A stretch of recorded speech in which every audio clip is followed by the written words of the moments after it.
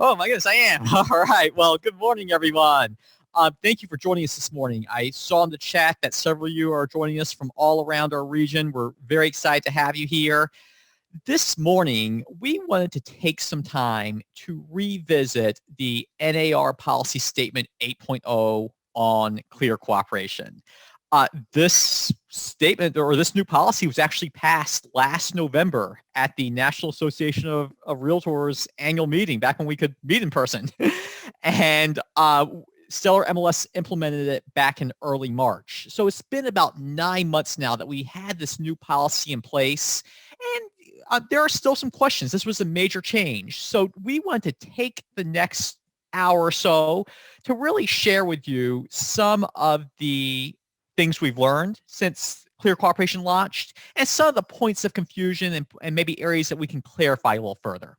So as we walk through this today, we're going to be answering some of these frequently asked questions. So the whole idea here is that you get a new listing and all these things might be running through your mind. Well, when must this listing be entered the MLS? What's the time frame? How long do I have? Is it 1 day? Is it 5 days? Is it 2 days? I've heard all these different numbers. What if the seller needs time to prepare the property to show? Can I still do that? When can I start marketing the property? So these are things that some things remain the same from the previous rules. Some things have changed. So we want to make sure that we clarify all these statements for you.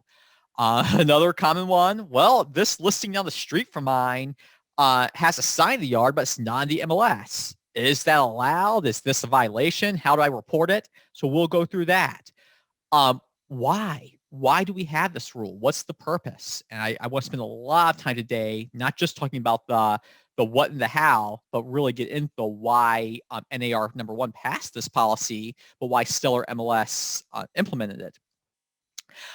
Then those times that you might have a seller who either, we talked about needing more time to prepare the property to show, but what about those sellers who need that private listing, who are not able to put their property in the MLS? What are the options there?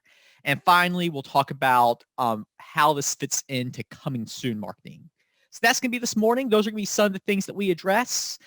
My name is Chris Lumia. I am the Broker Success Manager with Stellar MLS. So in my role, I largely work with our 8,000 plus brokerages, the offices that belong to Stellar MLS, really just to help them navigate the system and to maximize their use of the MLS.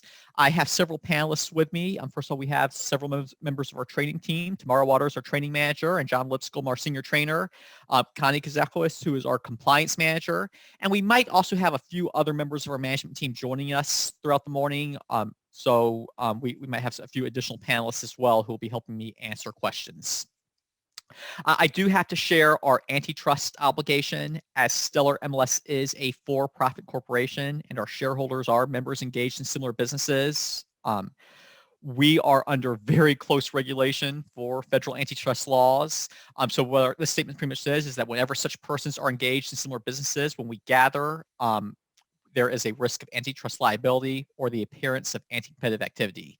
Stellar MLS has adopted strict policies to avoid any such liability or appearances, and any departure from these policies could result in severe civil and criminal penalties to you as individuals, to your company, to your association, and to Stellar MLS. So what this pretty much means is that we cannot engage in any conversations about business practices, commission splits, offers of compensation, business models, what other brokerages are doing. So just keep that in mind. When we go through this, feel free to ask your questions. We're going to be taking this one topic at a time. So you might not want to ask too many advanced questions on different topics because we probably will get to that. We probably will cover that. We do have several panelists who will be covering the chat and the Q&A to answer your questions. I do encourage you to, there's both a chat and a Q&A. By submitting your questions into the Q&A, that helps us better make sure that we answered everyone, because that actually allows us to go through every question submitted and respond directly to those, versus the chat is one giant log and sometimes it's easier to miss something there. So if you do have questions, submit those to the Q&A of this panel. We are recording this. We will be sharing the recording. So with that being said, let's dive into this. So first of all, what is this policy from NAR? What is clear cooperation? Well, this was once again passed last year by the National Association of Realtors. Every MLS that is backed by the National Association of Realtors had to implement this. So this is not something that was optional for us. This was a national requirement.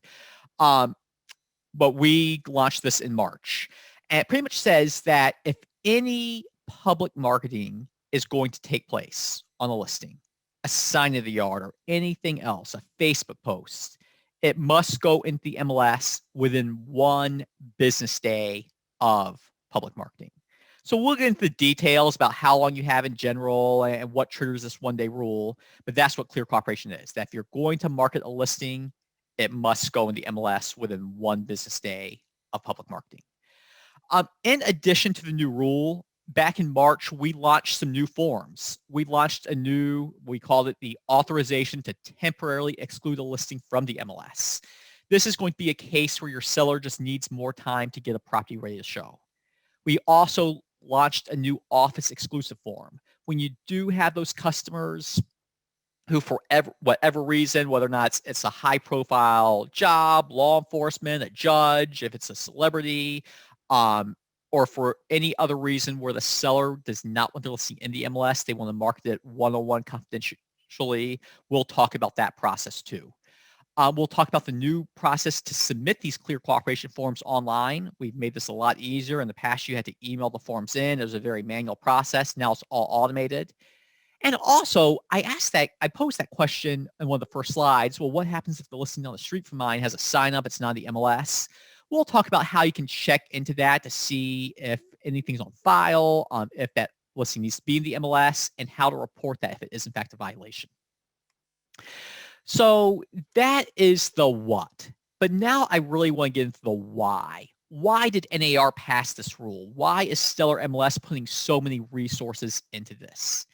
And the main reason for that is that the entire purpose of a multiple listing service is to share listing data. It's for when brokers join an MLS, when associations join an MLS, they join with the express purpose of wanting to share listings, to cooperate with each other, to make offers of compensation, to bring buyers to each other's listings. And it really is the sole purpose of what we do.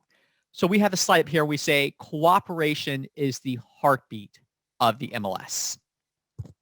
So what does that mean? So just a statistic for you. Nationwide, 3 out of 4 residential listings sell through cooperation. So only 25% of the time, only 1 in 4 cases does the same brokerage have both the seller and the buyer. So the majority of our business comes from working together. There comes from cooperation. This pretty much quadruples our business. And the MLS is the mechanism that makes that happen. But in order for that to happen, in order for the MLS to make this work, we need to assume 2 things. A, that the people who belong to the MLS share their listings, and B, that we're sharing good listing data. So that's the reason why the MLS has the rules and regulations. That's the reason why we send out warning notices if a listing has a violation. It's not for us to be the police and to try to be one more level of regulation for your business. It's for us to make this work, to ensure that we are able to have all of these extra listings sell through cooperation. So I want to give a scenario. And this is something that was fairly common before clear cooperation passed. Let's say that you're working with a buyer and you're driving around the neighborhood and you see a sign in the yard. There's a for sale sign. Maybe it says coming soon, maybe it doesn't, but a listing is being marketed. But the listing agent had that listing on a temporary exclusion. You know, the seller just needed time to fix the property up. They weren't quite ready to show the property yet. But it's still being marketed though. So you contact the listing agent and they tell you, oh yeah, we're getting the property ready to show. We're painting it. We got trim the trees. It'll be ready in 2 weeks. Okay. So you tell your buyer, yep, this one's not ready to show yet. In 2 weeks, it'll be ready. But then someone calls that listing agent directly a few hours later. Oh yeah, I'm just looking to buy in this neighborhood. I don't have a real estate agent. Is this property available to show? Oh yeah, go ahead. Come by tonight. I can show you the property.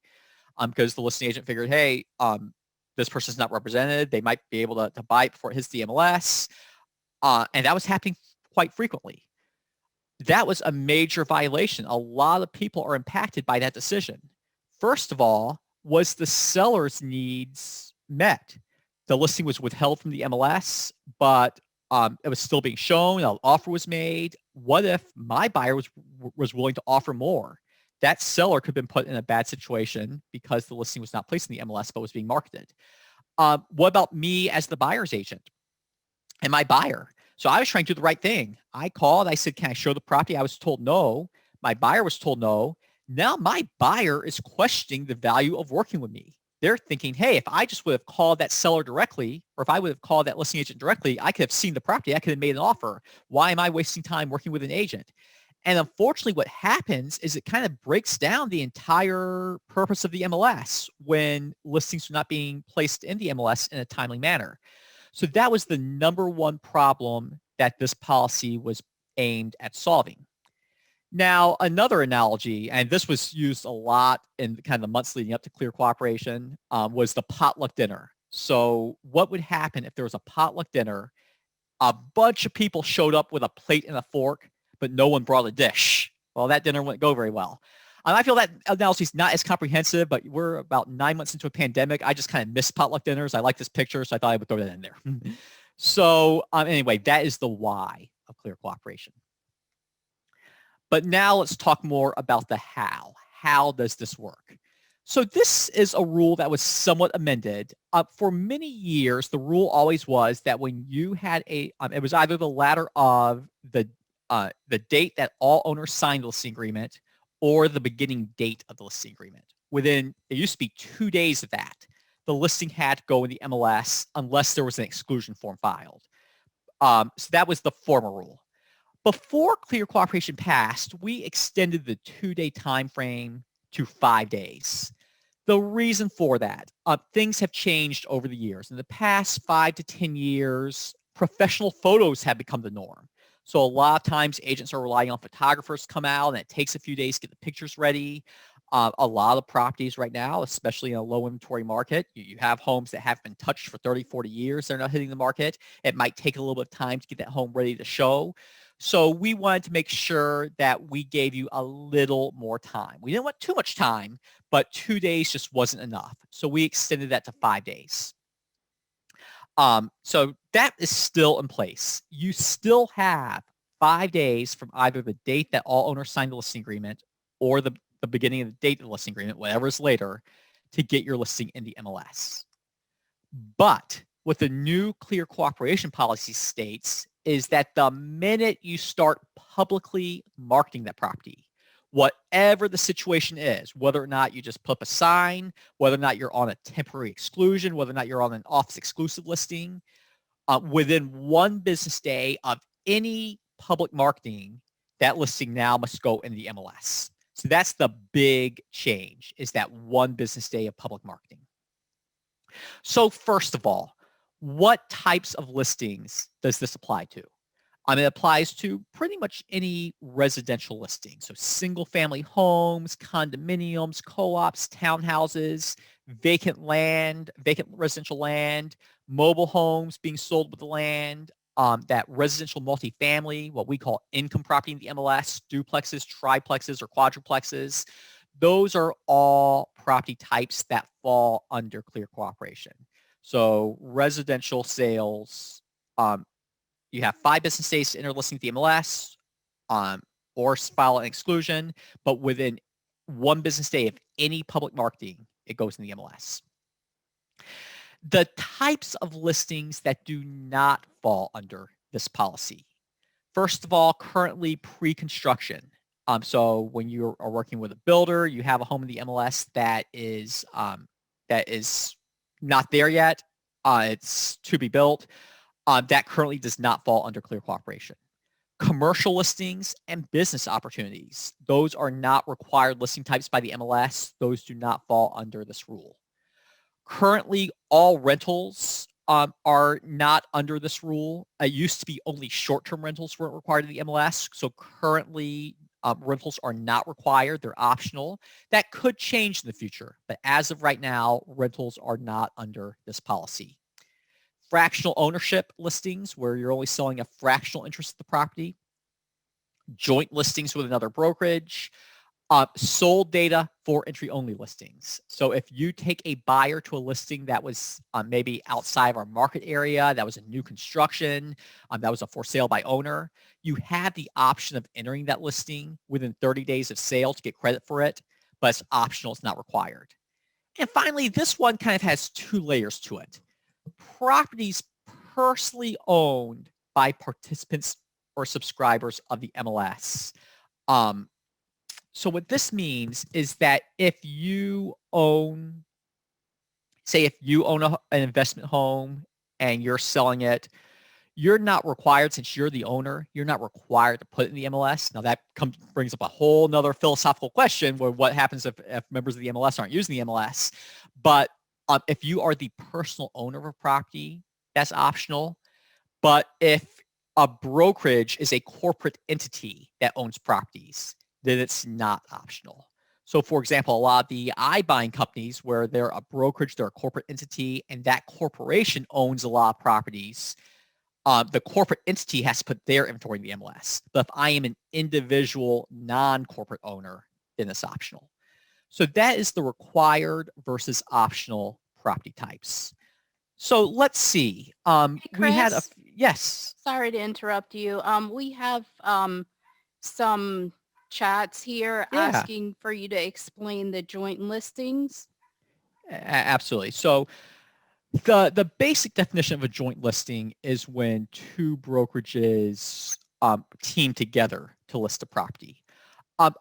They're not very common. A lot of times what we see, maybe what if there's an area just outside of Stellar MLS's coverage area or in a different part of the state? Maybe it's a home down in Fort Myers, not part of Stellar MLS.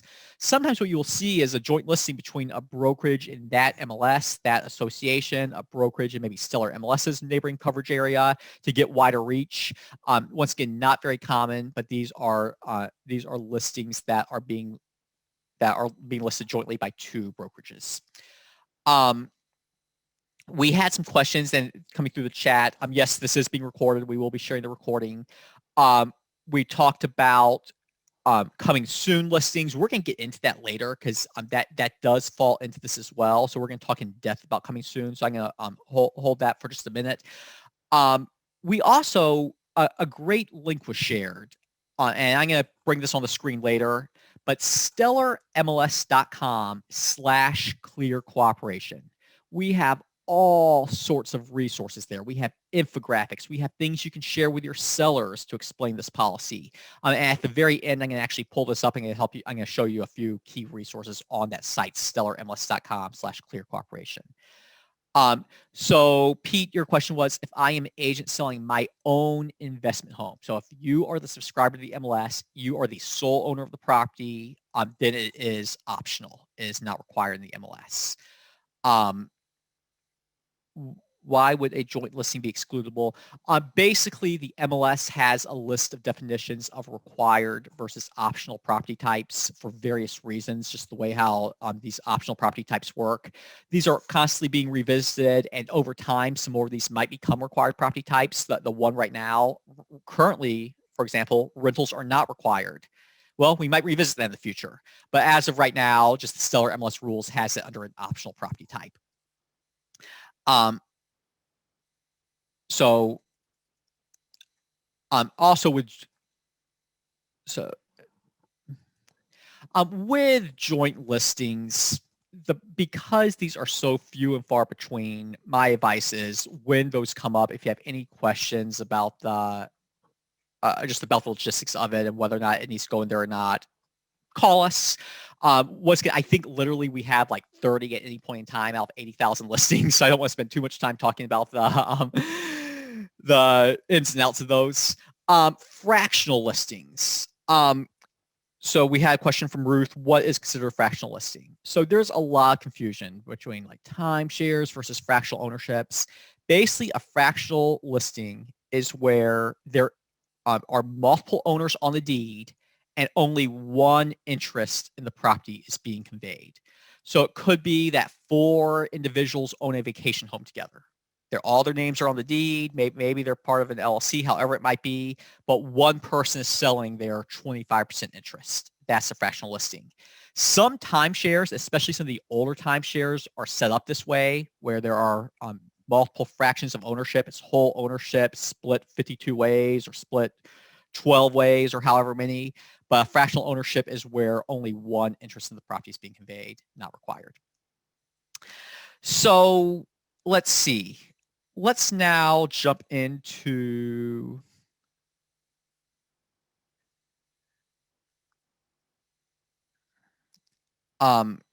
let's see, we had one question come through. Connie, I'm going to ask you this. Maybe you know the answer to this. So participant-owned property is exempt, but what if the participant co-owns the property with someone else? Do you know if that would be exempt or not? I think that would be exempt because if I own a property with my husband,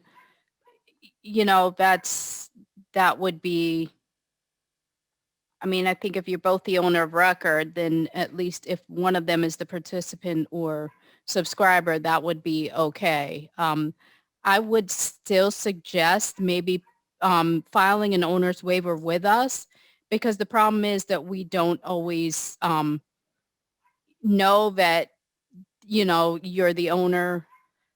We do as much research as we can, but sometimes you may, get a notice from us. Of course, we would rescind it right away, but I just want to make sure that, it could happen. So if you file that form, it helps prevent that from going out. I think that's great advice, because that is an issue. And once again, this is very rare, and most people who belong to the MLS, they want to put their listings in the MLS, even if they're the owner. But for whatever reason, you can't file the form, because that way we have some documentation of what's going on. And then Kent had a question too about if you are the sole owner of an LLC, the property's owned in the LLC's name, but the subscriber, the participant, is the sole owner of the LLC. And if I remember correctly, that is still just sole ownership. But once again, I would say that if you are in a situation like that, call us. I don't want to, because these are such rare situations. I don't want to spend a lot of time about the what ifs. Whenever anything falls in those gray areas, call us, because what we can do then is at that point in time, we get the exact details of the transaction. We can research it and give you a specific answer on that exact situation. Yes. Thank you, Chris. All right, let's go ahead and move on to processes. So I want to share with you a few scenarios. So as I mentioned before, you still have 5 business days to enter a listing in the MLS. But what happens if you start marketing the property on the 2nd day or the 3rd day? Well, within 1 day of public marketing, the listing must go into the MLS. So even though you have 5 days, that doesn't mean that, if you start public marketing, then that 1 day kicks in. Now, once again, you can still get a temporary exclusion filed.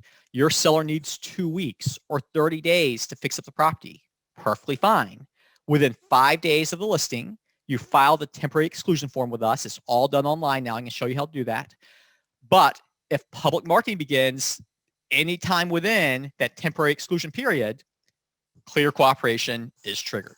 And that solves a lot of the problems I talked about at the beginning of this presentation, where we were having someone might have been on temporary exclusion, but the property was only being shown to some people, not to others. It wasn't being shown to other agents, but was being shown directly to sellers.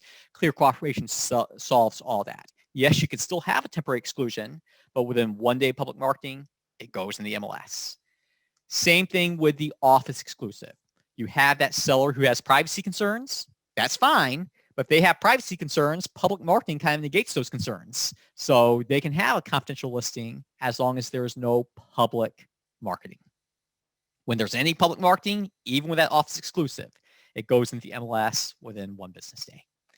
So bottom line is, if any public marketing takes place, regardless of the situation, regardless of if you're within your 5 days, if you're under a temporary exclusion, if you're under an office exclusive, public marketing triggers MLS entry within 1 business day. So now, what is public marketing? The big question.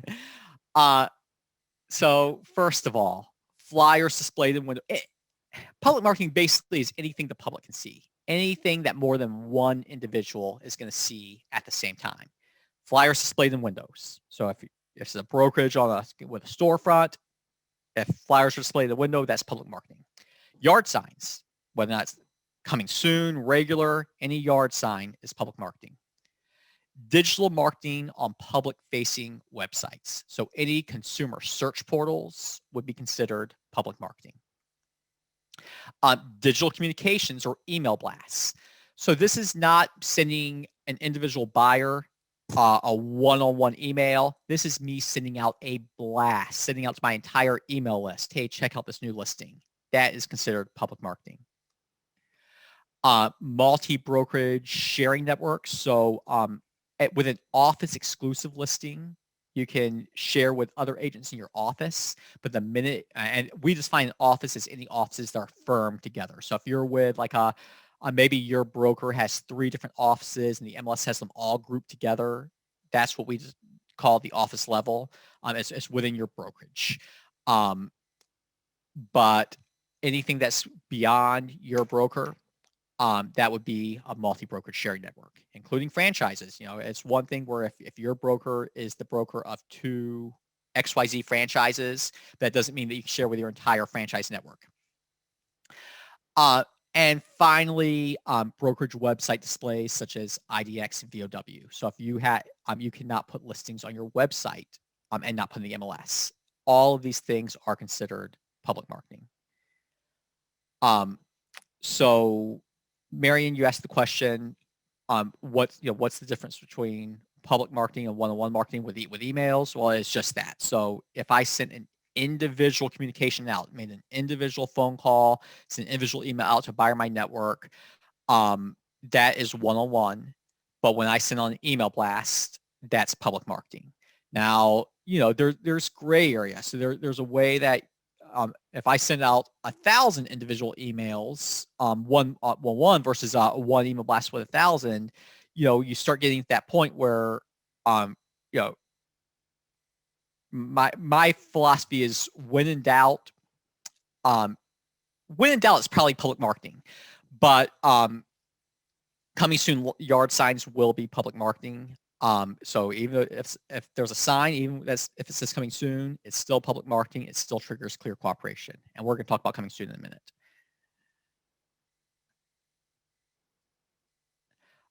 Okay, so that's a little bit about what is public marketing. So once again, here's a nice little timeline for you. So it just talks about some other scenarios and really just drives home to the point. You have 5 days to get a listing to the MLS or to file a form. And if anything happens within that 5 days, if any public marketing begins, it goes in the MLS within 1 business day. If it's on any type of exclusion, temporary or office exclusion, then it goes in the MLS within 1 business day. All right, let's now talk a little bit about process. Let's talk about the clear cooperation forms. So number one of the we used to have one form for an owner to waive entry into the MLS. Well, that wasn't working because there are so many different reasons why an owner might waive this. So we broke this into 2 separate forms. We have the temporary exclusion form and the office exclusive.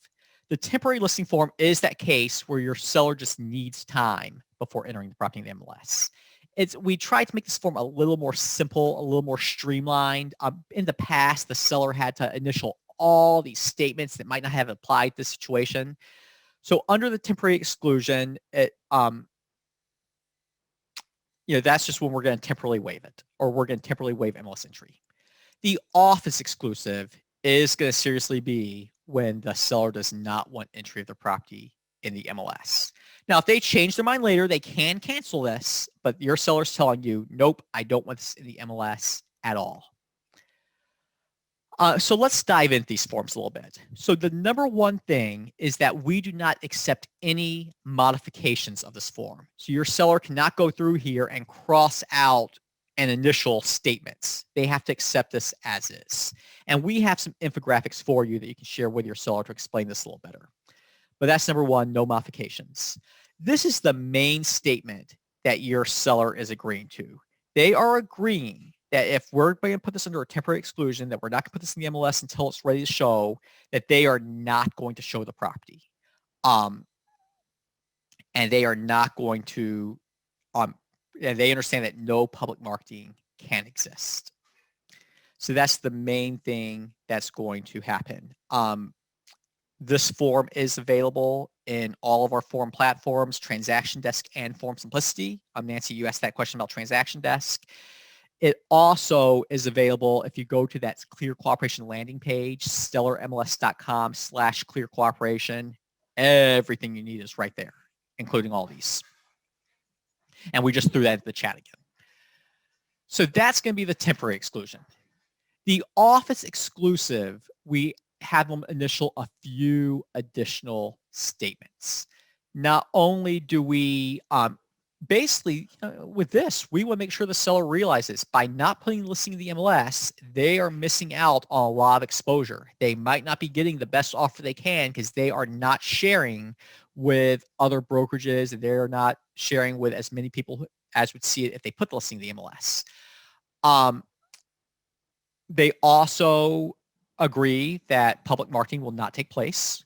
And finally, there's a fair housing statement. They agree that they are not withholding this from the MLS for any reason that would violate the Fair Housing Act, which is super, super important that they sign off on this.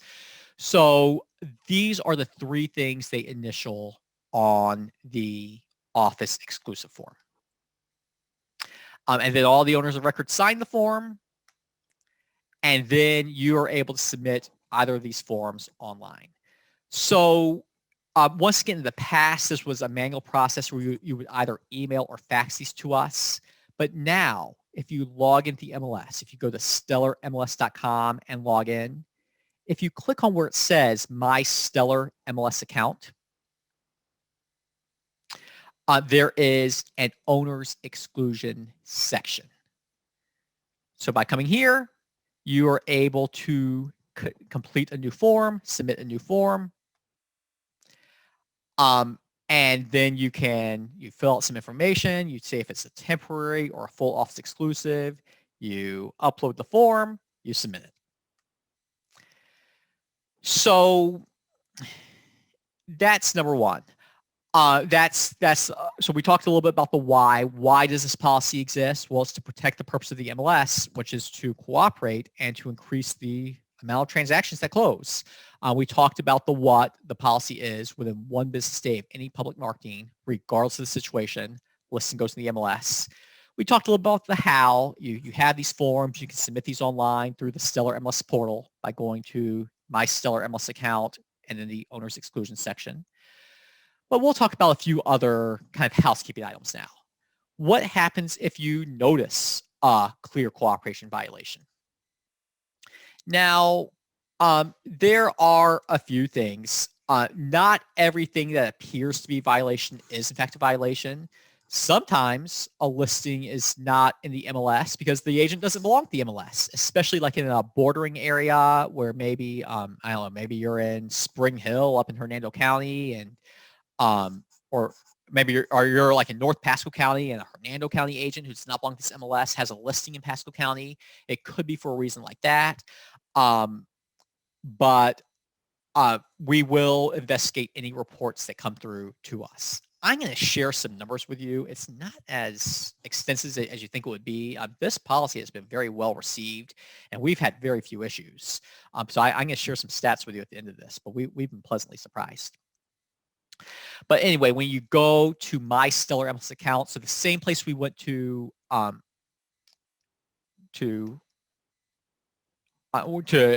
submit our forms, there is also a tile to report a clear cooperation violation. So if you see a sign up, the listing is not in the MLS, you can, number one, search for the listing to make sure it's not in the MLS. There are sometimes some challenges, like maybe the listing is a rental And it wasn't a for sale sign; it was a for rent sign. And once again, rentals are not required in the MLS, but still, it was in fact listed just under a different area. Maybe it was listed and there was an extra space in the address and it just wasn't coming up when you were searching for it. So this is just a way that it does kind of a system-wide search and it just tries to see, is this listing anywhere in the MLS or under a different status? Maybe it's maybe it was withdrawn yesterday, but that's number one. And number two, you can find out, is there exclusion on file? Now, truthfully, it doesn't matter if there's an exclusion on file. Even if there is, the listing still has to go in the MLS within 1 business day. But you can still search. You can find out, yep, this listing is in fact in the MLS. There's no exclusion on file, or there is exclusion on file, but still being public marketed. And at that point in time, you can submit a report to us, and we can see if this is in fact an issue.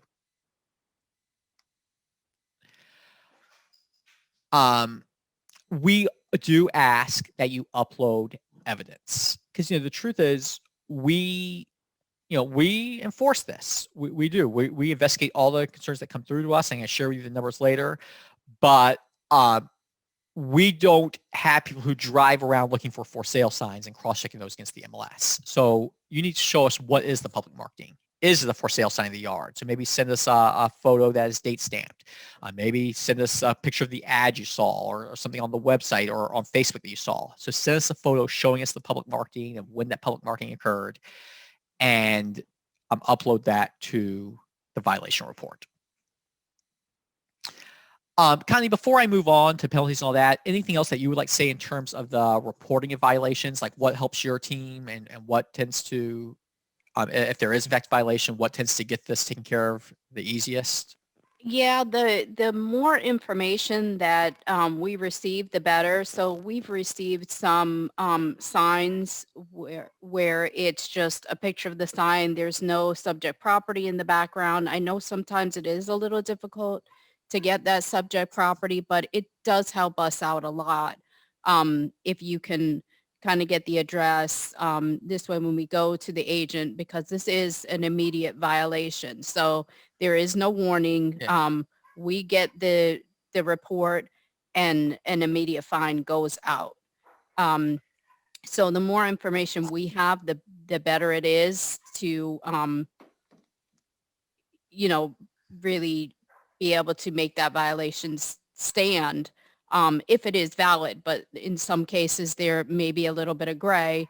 So it's harder for us to really enforce that. Excellent. Thank you. And another question just came through the Q&A, and this is something that it does come up, and once again, it's kind of that fine line. What if there is no address or identifying information in the public marketing? So what if I go onto Facebook and just say, I have a listing coming soon in XYZ community, versus if I start to give really detailed information? What constitutes a violation versus what does not when there is no specific property identifying information? It's a little more difficult for us to make those kind of violations stand, but that is still public marketing. We can tie it to an agent in the event they've put it through their Facebook and things like that. We can tie it back to that agent and say, hey, we see you're marketing this. It needs to be entered into the MLS. So again, it is a little more difficult, but we do,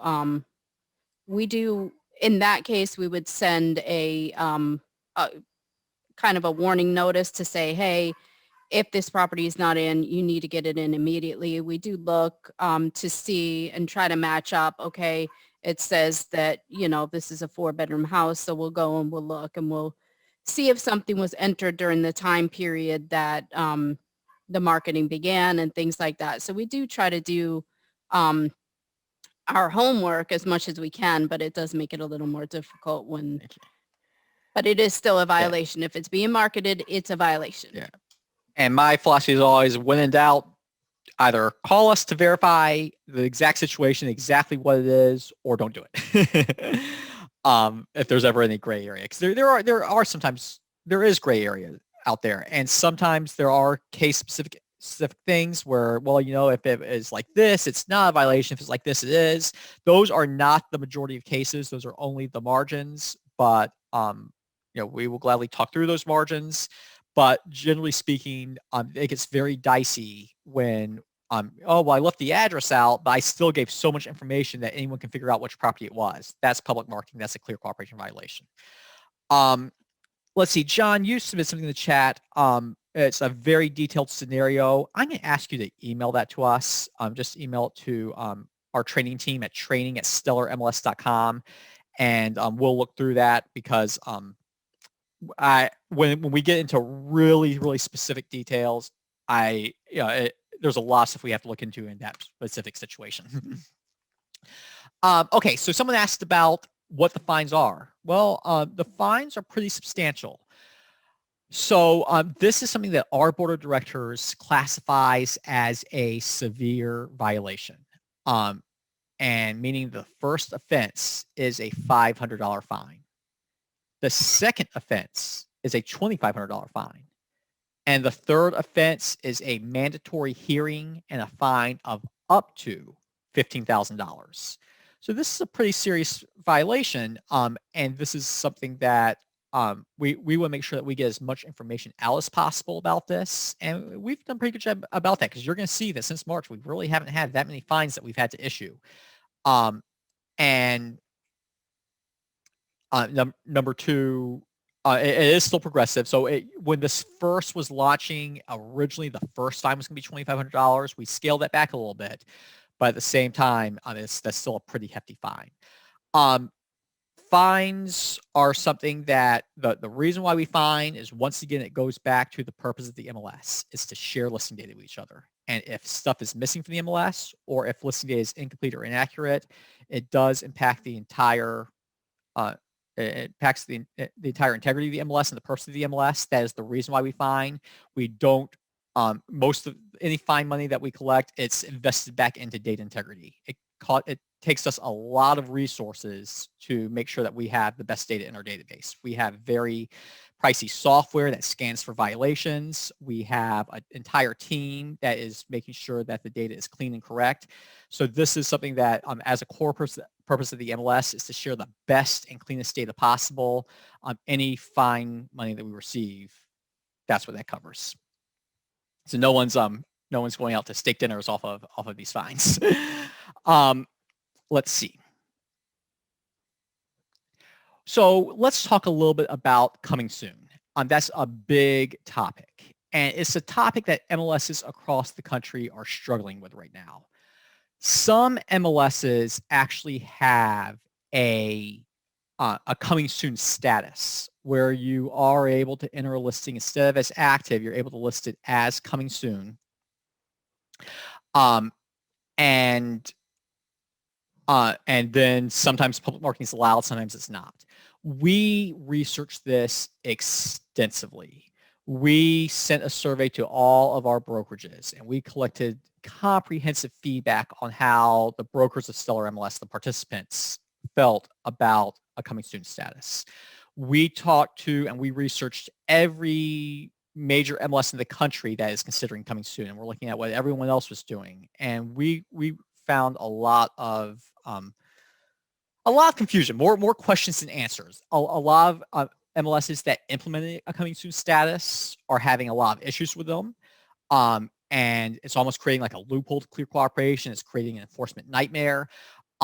We also found that our brokers were really split down the middle. Some were saying, yeah, we kind of want this. Many, about half, adamantly said, no, we don't want this. We don't want coming soon. So at this point in time, after doing all this research and sending it to our board of directors, they decided that they want to hold off on implementing a coming soon status.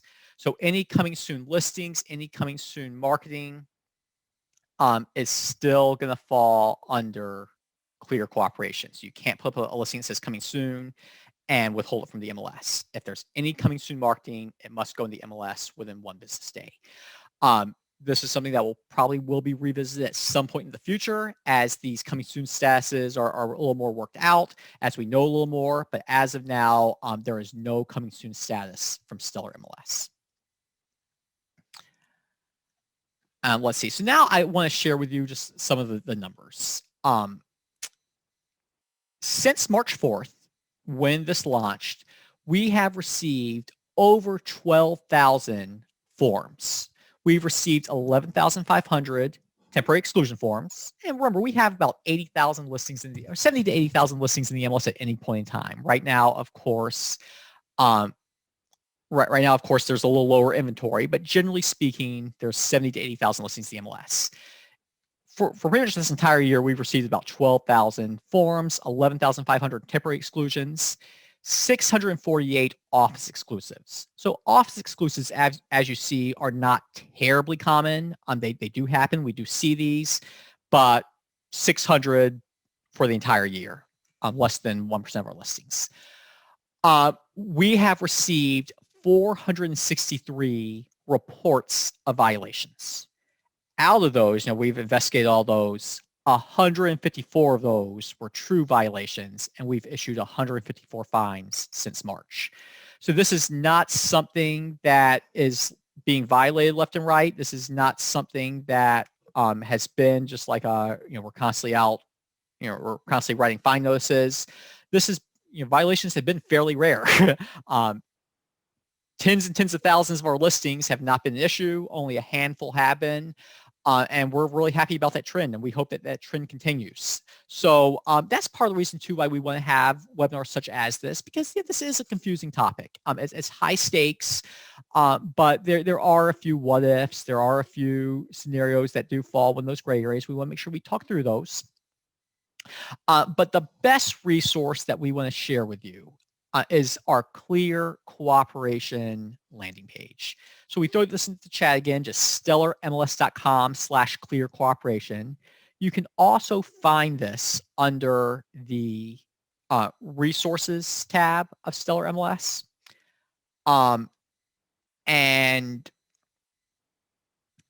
Resources, Clear Cooperation. We have all sorts of things here for you. So number one, along with having all the forms, we have some videos that walk through the process, but we have a quick guide. So some of those infographics I shared with you earlier today, well, you get the listing, you have 5 days, you start marking on the 3rd day, or you get an exclusion form signed, but then you start marking it. We have all those in there for you in downloadable format. But even better, we have a consumer handout. So sometimes it can be hard to explain this to a seller. It really has not been an issue, and truthfully, most sellers want their property in the MLS ASAP. But if you are trying to explain that, saying, yeah, we're going to take the week to get the property ready to show, and we won't put the sign up until it's ready to show, this is a graphic we came up with, a one-page flyer for you to share with your sellers to explain that and to explain what this policy is, why we have it, and what constitutes public marketing. Lorena, you asked if this applies to rental properties. Currently, it does not.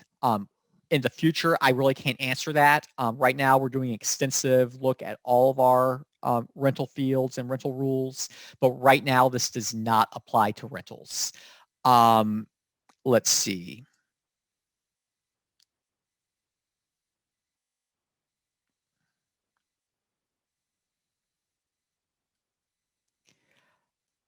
I'm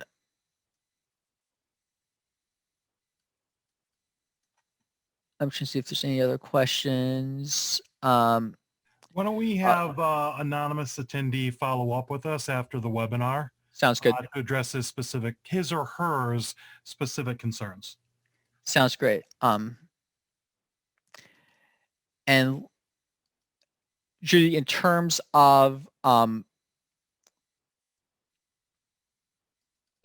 question about sole LLCs, if you're the sole LLC owner, you're still an individual. But if it's a corporate entity, if it's a corporation that owns multiple properties and it's the corporate entity that owns the properties, not the individual, then it's a required property type. Let's see. Connie, anything else you want to add just from your observations?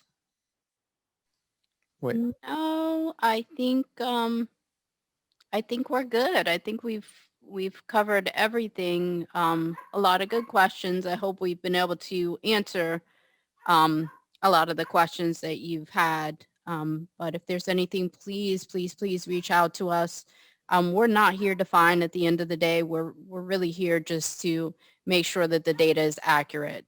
So we want to help you avoid fines, not alleviate them. Exactly. So, and that really is true. I want to say it with anything.